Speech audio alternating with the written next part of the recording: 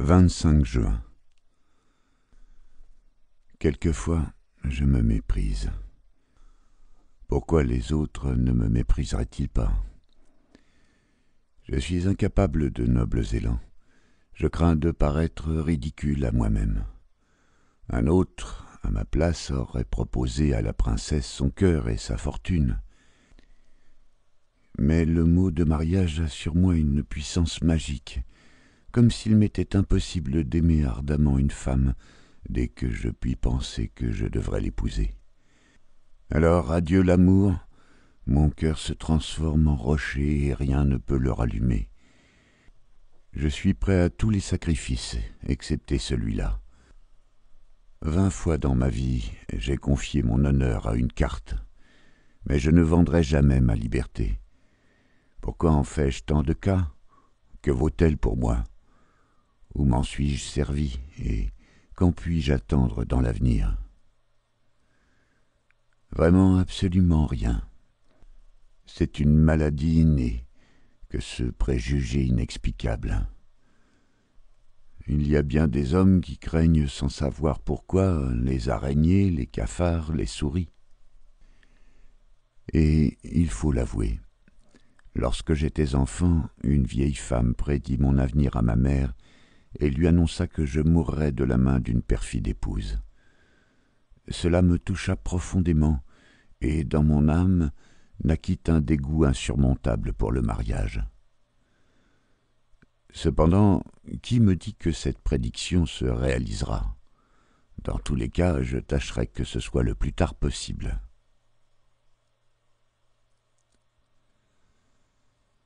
« 26 juin. Hier est arrivé ici l'escamoteur Apfelbaum. À la porte de l'hôtel, j'ai trouvé une longue affiche informant respectueusement le public que le susnommé merveilleux escamoteur, acrobate, chimiste, opticien aurait l'honneur de donner une splendide représentation le jour même à 8 heures du soir dans le salon des nobles réunions, c'est-à-dire à l'hôtel. Les billets sont à 2 roubles et demi. Tout le monde s'empresse d'aller voir le merveilleux escamoteur. La princesse Ligovska, quoique sa fille soit malade, a pris un billet pour elle. Aujourd'hui même, après dîner, j'ai passé auprès des fenêtres de Viera. Elle était assise à son balcon. À mes pieds est venu tomber un pli. Ce soir, à 10 heures, viens chez moi par le grand escalier. Mon mari est parti pour Pitigorsk et ne revient que demain matin. Il n'y aura à la maison ni gens ni femmes de chambre. Je leur ai donné des billets à tous, ainsi qu'aux gens de la princesse. Je t'attends, ne manque pas. Ah, ai-je pensé, voilà donc enfin ce que je désirais. À 8 heures, je suis allé voir l'escamoteur. Le public ne s'est réuni que vers 9 heures. Le spectacle a commencé. Aux dernières rangées de chaises, j'ai vu les laquais et les femmes de chambre de Viera et des princesses.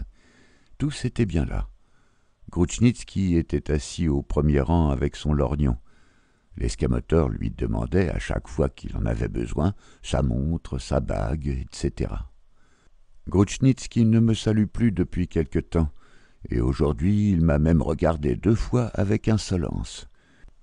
Tout cela lui sera rappelé lorsque nous devrons compter ensemble. Vers 10 heures, je me suis levé et suis sorti dehors. Il faisait noir à perdre la vue. Des nuages épais et froids s'étendaient sur les sommets des montagnes environnantes. À peine si de temps à autre une brise mourante agitait les peupliers qui entourent l'hôtel. La foule se pressait aux fenêtres. J'ai descendu la colline et en atteignant la porte, j'ai pressé le pas. Il m'a semblé soudain que quelqu'un marchait derrière moi. Je me suis arrêté et j'ai regardé. Dans l'obscurité, il était impossible de rien distinguer. Seulement, par prudence, j'ai fait, en me promenant, le tour de la maison.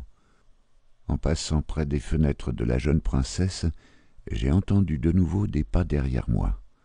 Un homme, enveloppé dans un manteau, a passé rapidement à mes côtés. Cela m'a inquiété, mais je me suis approché furtivement du perron et, avec précipitation, j'ai gravi l'escalier au milieu des ténèbres. La porte s'est ouverte Une petite main a saisi ma main. « Personne ne t'a vu ?» m'a dit doucement Viera en se serrant vers moi. « Personne. Crois-tu maintenant que je t'aime ? Oh, j'ai longtemps hésité, j'ai souffert longtemps. Tu fais de moi tout ce que tu veux. » Son cœur battait bien fort. Ses mains étaient froides comme de la glace. Les reproches jaloux et les plaintes ont commencé. Elle a exigé que je lui avouasse tout. Elle m'a dit qu'elle supporterait ma trahison avec résignation, parce qu'elle n'a qu'un désir, c'est de me voir heureux. Je n'ai point cru le moins du monde à cela, mais je l'ai tranquillisée par mes serments, mes promesses, etc. « Ainsi tu n'épouseras pas Marie ? Tu ne l'aimes pas ? Mais elle le croit. Sais-tu qu'elle est folle de toi, la pauvre enfant ?» Vers 2 heures après minuit, j'ai ouvert la fenêtre, et à l'aide de 2 châles réunis, j'ai pu, en m'accrochant à une colonne, descendre du balcon en bas. Il y avait encore de la lumière chez la jeune princesse. Quelque chose m'a poussé vers cette fenêtre. Le rideau n'était pas parfaitement tiré, et j'ai pu jeter un regard curieux dans l'intérieur de la chambre. Marie était assise sur son lit, les mains croisées sur ses genoux. Ses longs cheveux étaient ramassés sous un joli bonnet orné de dentelle. Un grand foulard ponceau couvrait ses blanches épaules, et ses petits pieds se cachaient dans des pantoufles persanes toutes bigarrées. Elle était assise et immobile, la tête penchée sur sa poitrine. Devant elle, sur une table, un livre était ouvert, mais ses yeux fixes et pleins d'une tristesse inexprimable semblaient parcourir pour la 100e fois la même page, tant sa pensée était loin de là. À ce moment, quelque chose a remué derrière un buisson. J'ai sauté du balcon sur le gazon, une main invisible s'est abattue sur mon épaule. « Ah !» dit une voix brutale, « je le tiens. Tu iras chez ma princesse la nuit. »« Serre-le plus fort !» a crié une autre voix qui partait d'un coin. C'était Grutschninski, le capitaine de dragons. J'ai envoyé un coup de poing sur la tête de ce dernier, d'un croc en jambe, j'ai étendu l'autre à terre et me suis élancé au milieu des massifs. Tous les sentiers du jardin qui couvrent la pente devant nos demeures m'étaient bien connus. « Aux voleurs ! Au secours !» ont-ils crié. Un coup de feu a retenti. Une bourre fumante est venue tomber presque à mes pieds. En un instant, je suis arrivé dans ma chambre, me suis déshabillé et couché. Mon domestique venait à peine de refermer la porte à clé que Grutschninski et le capitaine se sont mis à frapper. « Petchorin, dormez-vous ? Êtes-vous là ?» m'a crié le capitaine. « Je dors, » ai-je répondu en grommelant. « Levez-vous, il y a des voleurs, circassiens !»« Je suis enrhumé, » leur ai-je répondu, « et je crains de me refroidir. » Ils sont partis. Je regrette de leur avoir répondu, car ils m'auraient cherché encore 1 heure dans le jardin. Cependant, l'alarme s'est répandue et un cosaque est sorti au galop de la forteresse. Tout était en mouvement. On s'est mis à chercher les circassiens dans tous les buissons. Il est bien entendu que l'on n'a rien trouvé. Mais beaucoup sont restés convaincus que si la garnison avait montré plus d'entrain et de célérité, au moins 10 voleurs seraient restés sur place. 27 juin. Ce matin, au puits, il n'était question que de l'attaque nocturne des circassiens. Après avoir vidé le nombre de verres d'eau de Narzan qui m'est ordonné, et en passant pour la 10e fois sous la longue allée de tilleuls, j'ai rencontré le mari de Viera qui venait d'arriver de Piatigorsk. Il m'a pris par le bras et nous sommes allés déjeuner au restaurant. Il était sérieusement inquiet pour sa femme. « Comme elle a été effrayée cette nuit, » m'a-t-il dit, « et il a fallu que cela arrivât juste pendant mon absence. » Nous nous sommes assis pour déjeuner près de la porte, et de là j'avais vu sur une pièce où se trouvaient 10 jeunes gens, et parmi eux Grutschninski. Pour la 2e fois, le hasard m'a donné l'occasion d'entendre une conversation qui doit décider de son sort. Il ne m'a pas vu, et par conséquent je ne puis le soupçonner d'avoir agi avec intention, mais cela ne fait qu'augmenter sa faute à mes yeux. « Était-ce bien réellement des circassiens ?» a dit quelqu'un. « Les a-t-on vus ?» Je vous raconterai toute la vérité, a répondu Grushnitsky. Seulement, je vous en prie, ne me trahissez point. Voici comment la chose s'est passée. Hier, un homme que je ne vous nommerai pas est venu chez moi et m'a raconté qu'il avait vu quelqu'un, à 10 heures du soir, se glisser dans la maison des dames Ligovska. Il faut vous faire observer que la princesse mère était ici et que sa fille était restée à la maison. Alors je suis allé avec lui me placer sous la fenêtre afin de guetter l'heureux mortel. J'avoue que j'étais effrayé, quoique mon convive fût occupé de son déjeuner. Il aurait pu entendre des choses assez désagréables pour lui, si Grushnitsky avait su réellement la vérité. Mais aveuglé par la jalousie, il ne l'avait pas soupçonné un instant. Ainsi donc, a continué Grushnitsky, nous étions partis avec nos fusils chargés à poudre seulement, afin de l'effrayer un peu. Nous attendons jusqu'à 2 heures dans le jardin. Enfin, un homme s'est montré venant Dieu sait d'où. Ce n'est pas de la fenêtre dans tous les cas, car elle ne s'est pas ouverte, et il a dû sortir par la porte vitrée qui est derrière la colonne. Enfin, je vous l'assure, nous avons vu sortir quelqu'un sur le balcon. Quelle jeune fille! Voilà bien les jeunes personnes de Moscou. Après cela, qui croire? Nous avons voulu le prendre, mais il s'est arraché de nos bras et a filé comme un lièvre entre les massifs. C'est alors que j'ai tiré sur lui. Autour de Grushnitsky s'est élevé un murmure d'incrédulité. « Vous ne le croyez pas ?» a-t-il continué. « Je vous donne ma parole d'honneur la plus sacrée que tout cela n'est que l'exacte vérité, et pour preuve, si vous le permettez, je vous nommerai le monsieur. »« Nommez-le, nommez-le. Qui est-ce » s'est-on écrié de tous côtés. « Petchorin » a répondu Grushnitsky. À ce moment, il a levé les yeux. J'étais sur le pas de la porte en face de lui. Il a rougi très fort. Je me suis approché de lui et lui ai dit lentement et distinctement ceci.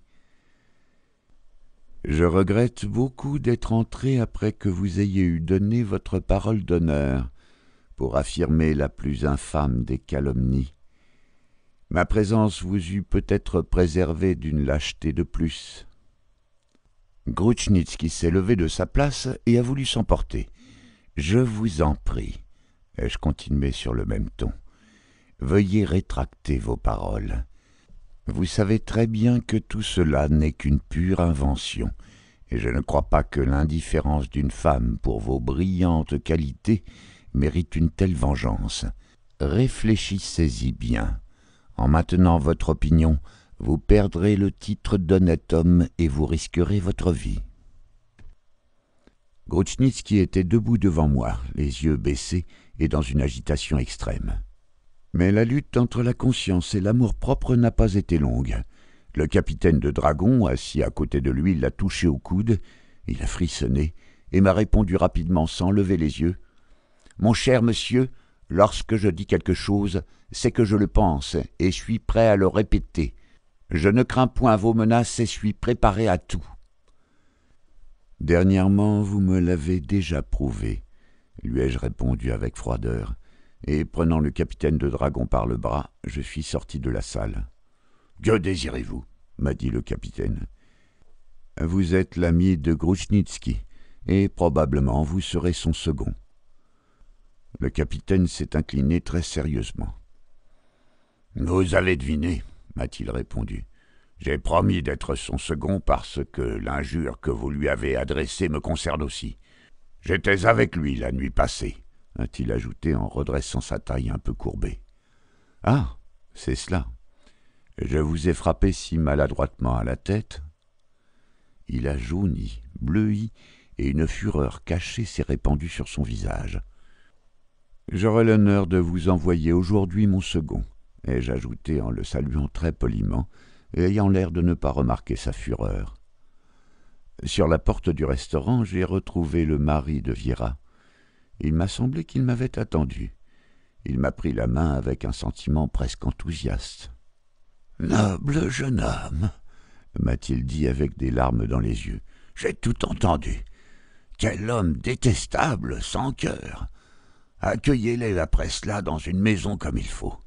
Grâce à Dieu, je n'ai pas de fille, mais elle vous récompensera, celle pour qui vous risquez votre vie. Soyez sûr de ma discrétion tant qu'il le faudra, a-t-il ajouté. J'ai été jeune moi-même, et j'ai servi dans l'armée. Je sais que je n'ai pas à me mêler de cette affaire. Adieu. Le malheureux. Il se réjouit de ce qu'il n'a pas de fille. Je suis allé droit chez Werner. Je l'ai trouvé chez lui et lui ai tout raconté. Mes relations avec Viera et avec la jeune princesse, et aussi la conversation qui, par hasard, m'avait appris l'intention de ces messieurs de me tourner en ridicule en nous faisant tirer l'un sur l'autre avec des cartouches sans balles. Mais à présent la chose a dépassé les limites de la plaisanterie, et sûrement il ne s'attendait pas à ce dénouement. Le docteur a consenti à être mon second. Je lui ai donné quelques instructions sur les conditions du duel. Il devra presser les choses afin qu'elles restent aussi secrètes que possible, car si je suis prêt à affronter la mort, je suis aussi peu disposé à nuire à mon avenir dans ce monde. Après cela, je suis rentré chez moi. Au bout d'une heure, le docteur est revenu de sa mission. « C'est tout un complot contre vous, » m'a-t-il dit. « J'ai trouvé chez Grushnitsky le capitaine de dragon et un autre monsieur dont je ne connais pas la famille. Je m'étais arrêté un instant dans l'antichambre pour ôter mes socques, et j'ai entendu à l'intérieur un grand bruit. On se disputait. « Non, je ne consentirai point à cela, » disait Grushnitsky. « Il m'a insulté en public et c'est tout autre chose. »« Quelle affaire pour toi ?» lui a répondu le capitaine. « Je prends tout sur moi. J'ai été second dans 5 duels, et je sais comment tout cela s'arrange. J'ai tout prévu. Je t'en prie, laisse-moi faire. Ce n'est pas un mal que de l'effrayer un peu. Et du reste, pourquoi s'exposer à un danger quand on peut l'éviter ?» Sur cela, je suis entré, et soudain tous se sont tus. Nos explications ont duré assez longtemps. Enfin, nous avons arrangé les choses de la manière suivante. À 5 verstes d'ici se trouve une gorge impraticable. Ils s'y rendent demain à 4 heures du matin, et nous partirons une demi-heure après eux. Vous ferez feu à 6 pas. Grushnitsky l'a demandé lui-même. S'il arrive un malheur, on le mettra sur le compte des circassiens. Maintenant, voici quelques soupçons que j'ai. Les témoins ont modifié probablement leur premier plan et ont désiré qu'on ne chargeât à balle que le pistolet de Grushnitsky. Cela me paraît assez semblable à un assassinat. Mais en temps de guerre, et particulièrement en Asie, les ruses sont permises. Seulement Grushnitsky m'a paru plus généreux que ses compagnons. Qu'en pensez-vous ? Devons-nous leur faire savoir que nous les avons devinés ? Non, pour rien au monde, docteur. Soyez tranquille, je ne leur céderai pas. Que voulez-vous donc faire ? C'est mon secret. Réfléchissez-y. Ne vous laissez pas prendre à ce guet-apens. C'est à 6 pas. Docteur, je vous attends demain à 4 heures. Les chevaux seront prêts. Adieu. Je suis resté jusqu'au soir assis chez moi et enfermé dans ma chambre. Un domestique est venu m'inviter de la part de la princesse. Je lui ai ordonné de dire que j'étais malade.